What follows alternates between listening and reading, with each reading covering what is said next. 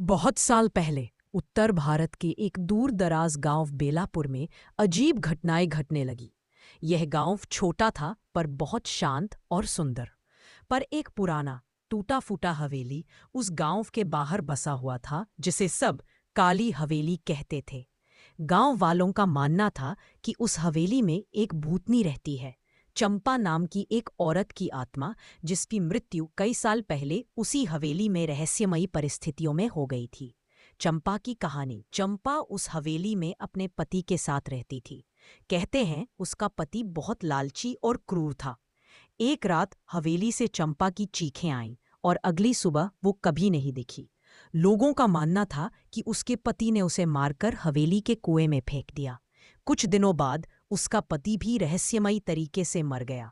उसके चेहरे पर डर की छाप और आंखें खुली हुई थी, जैसे उसने मौत से पहले कुछ बेहद भयानक देखा हो। अब शुरू हुआ डर। उसके बाद गांव में अजीब चीजें होने लगी।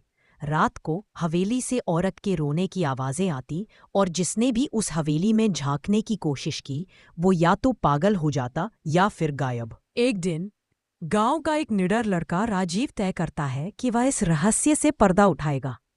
वह अपने दोस्तों के साथ एक रात हवेली में जाता है, कैमरा और टॉर्च लेकर। हवेली में घुसते ही सब कुछ अजीब हो जाता है। दीवारों पर खून के निशान, हवा में गूंजती फुसफुसाहटें और अचानक गिरते दरवाजे। एक कमरे में उन्हें एक पुरानी डायरी मिलती है, चंपा की। उसमें लिखा था, अगर कोई मेरी आत्मा को शांति देना चाहता है तो मेरे कंकाल को कुएं से निकालकर प्रॉपर अंतिम संस्कार करे। मेरे कंकाल को कुएं से निकालकर प्रॉपर अंतिम संस्कार करे। राजीव और उसके दोस्त जैसे तैसे कुएं तक जाते हैं और उन्हें वहां एक कंकाल मिलता है। वे डर के मारे कांप रहे होते हैं, पर उन्होंने हिम्मत दिखाई और गांव के पुजारी की मदद से विधि पूर्वक अंतिम संस्कार किया। उसके बाद हवेली से कभी कोई आवाज नहीं आई। चंपा की आत्मा को शांति मिल गई थी। गांव फिर से शांत हो गया, लेकिन लोग आज भी उस हवेली की तरफ नहीं जाते, क्योंकि डर तो चला गया पर उसकी यादें अब भी उस जगह में बसी हैं। अगर चाहो तो मैं इसे और विस्तार में या किसी खास शैली में भी लिख सकता हूं, जैसे कि बच्चों के लिए हल्की डरावनी कहा।